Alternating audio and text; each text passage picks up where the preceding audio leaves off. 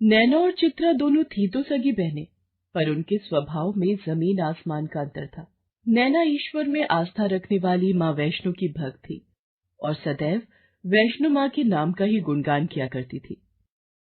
नैना जन्म से ही नेत्रहीन थी, उसकी आंखों की रोशनी नहीं थी, पर फिर भी वो इस बात के लिए किसी को कोई दोष नहीं देती थी।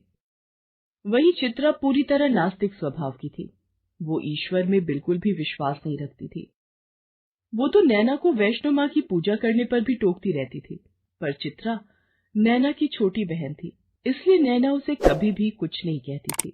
जय वैष्णो मैया की। माँ, ये लो प्रसाद। चित्रा, ये ले प्रसाद, तू भी ले। अरे वाह, बूंदी का लड्डू, ला फिर तो दे। और ये मत समझना मैंने ये प्रसाद के रूप में लिया है, वो तो मुझे जोरों की भूख लगी थी इसलिए ये लड्डू ले लिया। और जो तू सारा दिन अपनी माँ वैष्णो का नाम लेती है, उन्होंने आखिर तेरे साथ अच्छा क्या किया है? पैदा होते ही तेरी आंखों की रोशनी चली गई। तूने आज तक अपनी माँ वैष्णो को देखा ही नहीं, फिर भी इतना विश्वास क्यों? पता नहीं चित्रा, मैंने माँ वैष्णो को अपने मन की आंखों से देखा है और रोजाना ही मैं उस स्वरूप के दर्शन करती हूँ। अभी नैना और चित्रा आपस में बातें ही कर रही थी कि नैना बेटी, तुम्हारे लिए बहुत बड़ी खुशखबरी लाया हूँ। ये देखो, वैष्णो देवी तीर्थ यात्रा की तुम्हारी बरसों की इच्छा पूरी होने वाली है। जम्मू की रेलवे टिकट बुक हो गई है, अगले सोमवार ही जाना है। सच पिताजी, मैं माँ वैष्णो देवी के दर्शनों को जाऊंगी। आप नहीं जानते मैं आज कितनी खुश हूँ पिताजी। सुना है जब माँ वैष्णो की इच्छा होती है तभी वो अपने भक्त को बुलाती है, और नैना के भाग्य से ये सौभाग्य हमें प्राप्त हो रहा है। क्या हम सबको वैष्णो देवी यात्रा पर जाना होगा? पर मैंने तो सुना है कटरे से भवन तक की बहुत ऊंची चढ़ाई है, और मेरी इतनी हिम्मत नहीं है कि मैं चढ़ाई चढ़कर भवन तक जाऊं। अरे पहले वहां पहुंच जाते हैं, फिर देखेंगे। मुझे समझ नहीं आता, अगर घर में मंदिर है तो इतनी दूर दर्शन करने जाने की क्या जरूरत है? अब इसके चक्कर में हमें भी जाना पड़ेगा। नैना तो बस अपनी माता रानी के दरबार माँ वैष्णो देवी के दर्शन करने के लिए व्याकुल हो रही थी, और सब लोग ट्रेन से जम्मू पहुंचते हैं। अब यहाँ से कटरा तक टैक्सी करनी होगी, फिर चढ़ाई शुरू होगी। ओहो पिताजी, ये यात्रा तो बहुत लंबी है। चित्रा, माँ वैष्णो का नाम लोगी तो ये यात्रा कब पूरी हो जाएगी पता भी नहीं चलेगा। सब लोग वैष्णो देवी की यात्रा शुरू करते हैं। माँ, मैं नंगे पांव चढ़ाई चढ़ना चाहती हूँ, मेरी इच्छा है। नैना, तू नंगे पैर चढ़ाई करेगी? बाप रे, हिम्मत है तुझ में। एक काम करो जी, आप भी ज्यादा देर चल नहीं पाओगे, आप और चित्रा भवन तक घोड़ा कर लो। ठीक है सुषमा, तुम दोनों भी आराम आराम से पैदल यात्रा करती हुई आ जाओ। हम बीच बीच में अपना घोड़ा रोक लेंगे ताकि तुम दोनों भी साथ साथ चलती रहना। चलो चित्रा बेटी। चित्रा और मनोहर घोड़े पर यात्रा शुरू कर देते हैं, और नैना अपनी माँ सुषमा के साथ पैदल यात्रा शुरू करती है। नैना माँ वैष्णो का नाम लेकर अपनी माँ का हाथ पकड़कर यात्रा कर रही थी। उधर चित्रा और मनोहर थोड़ा आगे निकल गए थे। आगे पहुँचने पर मनोहर चित्रा से कहता है, चित्रा, मेरी ब्लड प्रेशर की गोली तुम्हारे बैग में थी, जरा देना। अरे पिताजी की ब्लड प्रेशर की दवाई तो मैं घर ही भूल आई, अब क्या करूँ? क्या हुआ चित्रा, दवाई मिली क्या? पता नहीं, पसीने आ रहे हैं और बेचैनी भी हो रही है। मुझे लग रहा है मेरा बीपी बढ़ रहा है। आज दवाई नहीं खाई ना, तो सिर भारी हो रहा है। भैया, यहाँ आसपास कोई दवाई की दुकान होगी? अभी तो अर्धकुंवारी दूर है, यहाँ आसपास तो कोई दवाई की दुकान नहीं है, वहीं पर मिलेगी दवाई तो। भैया, घोड़ा कुछ देर यहाँ रोक दो, बहुत बेचैनी हो रही है। क्या करूँ, यहाँ आसपास कोई डॉक्टर भी नहीं है। गलती मेरी ही है, मैं दवाई पर्स में रखना भूल गई। पिताजी, पिताजी क्या हो रहा है आपको? सीने में घबराहट बढ़ रही है। आप दोनों यहीं रुकिए, हम दोनों आगे किसी से मदद लेकर आते हैं। मनोहर की तबीयत बिगड़ने लगी थी। चित्रा रोने लगती है।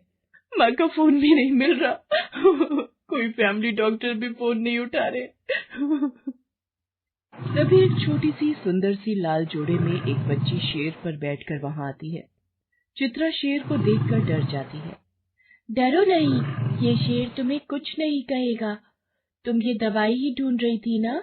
ये लो, अपने पिताजी को खिला दो, उन्हें कुछ नहीं होगा, वो ठीक हो जाएंगे। पर ये दवाई तुम्हारे पास कैसे आई? वो रास्ते में तुम्हारी बहन नैना ने मुझे पकड़ा दी। वो बोली कि ये तुम्हारे पिताजी की दवाई उसके पास थी, उन्हें पैदल पहुंचने में समय लगता। वो बोली मेरे पास शेर की सवारी है तो मैं जल्दी तुम्हारे पास पहुंच जाऊंगी। अब देर ना करो, अपने पिताजी को ये दवाई जल्दी से खिला दो, वो होश में आ जाएंगे। चित्रा उस मासूम बच्ची को देखती रहती है। वो बच्ची मनोहर के सिर पर हाथ रखकर मानो अपना आशीर्वाद देकर शेर पर बैठी और कुछ ही पलों में गायब हो गई। चित्रा मनोहर को दवाई खिलाती है। मनोहर उठ बैठता है। पिताजी, आप ठीक तो हैं? चित्रा, अभी यहाँ कौन आया था? इतनी देर में वो घोड़े वाले भी खाली हाथ लौट आते हैं। नैना और सुषमा भी आ जाती हैं। वो जब मनोहर और चित्रा से वहां रुकने का कारण पूछती हैं, तब चित्रा पूरी बात बताती है। नैना, ये तो अच्छा हुआ तूने उस बच्ची को समय पर दवाई देकर भेज दिया। बच्ची एक जादुई शेर पर बैठकर आई और दवाई देकर एकदम से गायब हो गई। मेम साहब, आपकी बातों से तो लग रहा है कि स्वयं माँ वैष्णो देवी अपने शेर पर सवार होकर सहायता के लिए आई थी। ये तो चमत्कार हो गया। चित्रा, मैंने कोई दवाई नहीं भेजी और पिताजी की कोई दवाई मेरे पास थी ही नहीं। फिर वो लाल जोड़े में सजी प्यारी सी बच्ची शेर की सवारी वाली कौन थी? क्या सचमुच वो माँ वैष्णो देवी थी? माँ वैष्णो, आपने मेरे पिताजी को बचा लिया।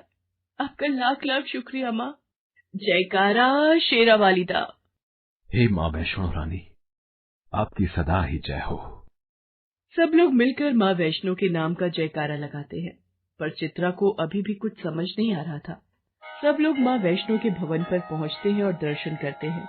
नैना आंखें बंद करके माँ वैष्णो से कहती है, माँ, यदि मैंने सच्चे हृदय से आपका ही ध्यान किया है तो हे माँ वैष्णो देवी, मेरे नैनों को नूर बख्शो, मेरे नैनों को नूर बख्शो माँ, ताकि मैं आपके साक्षात दर्शन कर सकूं।